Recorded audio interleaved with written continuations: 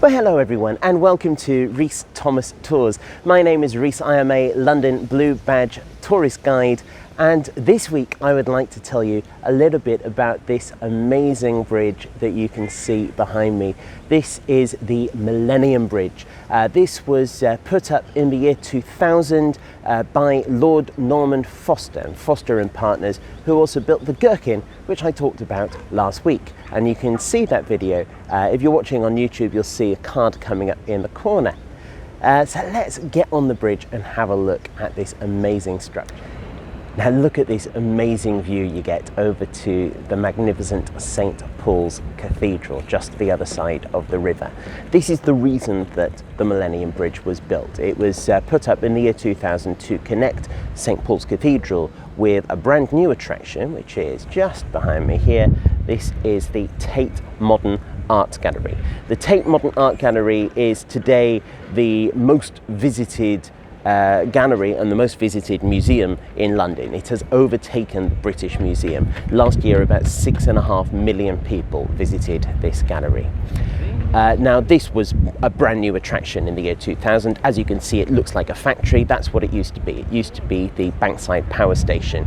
It was designed by Sir Giles Gilbert Scott, who also designed the telephone box, which you'll see all around London. He also designed another famous power station, the Battersea Power Station, which you might recognise if you are a fan of Pink Floyd and the Animals album. Now let's just have another look at that view over to St. Paul's Cathedral. Now this is why the Millennium Bridge is built like this, with the suspension going out to the sides.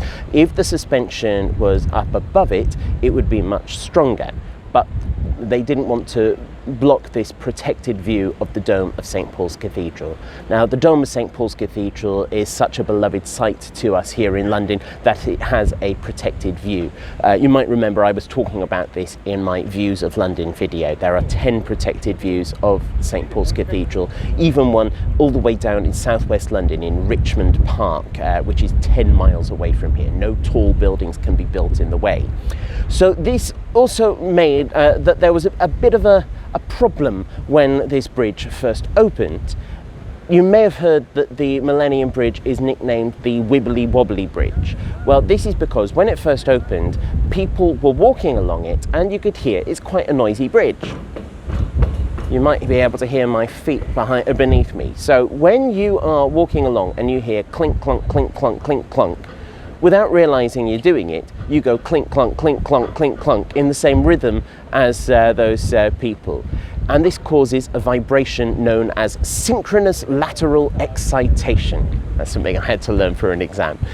This is something that soldiers will avoid if they are marching over a bridge. They will stop marching. They will stop marching in step with each other. They will syncopate their steps so that they don't cause this vibration to happen. However, so many people were walking along it, it really did start to shake. It swayed from side to side. Some people fell over and some people were sick, so something needed to be done. And it was closed down for almost 2 years, costing about £2 million strengthening the bridge. I'm going to take you underneath the bridge to show you the method they used to steady the bridge, to stabilize it. So to keep it steady, they had to add these springy boxes you can see just above my head here. This soaks up the vibration so that now it is a very, very strong bridge that will be able to withstand all the people bouncing up and down on it.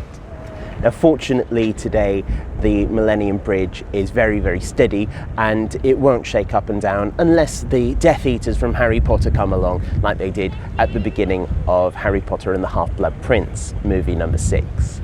Now another thing I would like to show you on this bridge is the fact that loads of people have come along and they have put their chewing gum on the ground.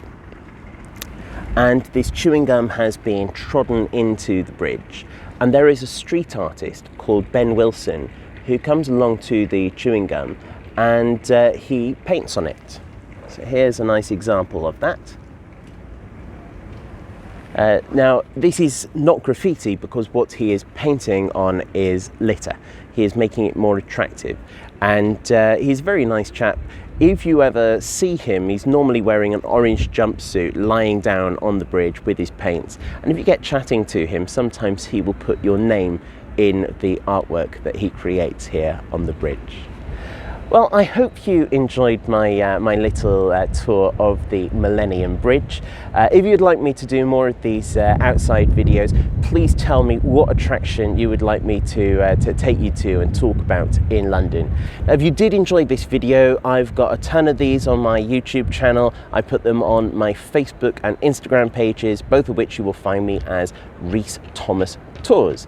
If you are enjoying these videos, you can buy me a virtual coffee on buymeacoffee.com, and if you would like to come on a private bespoke virtual tour with me, you can visit my website rhysthomastours.com. In the meantime, I will see you next week, Tuesday, 6 o'clock, on my Facebook, YouTube and Instagram page. Have a great week.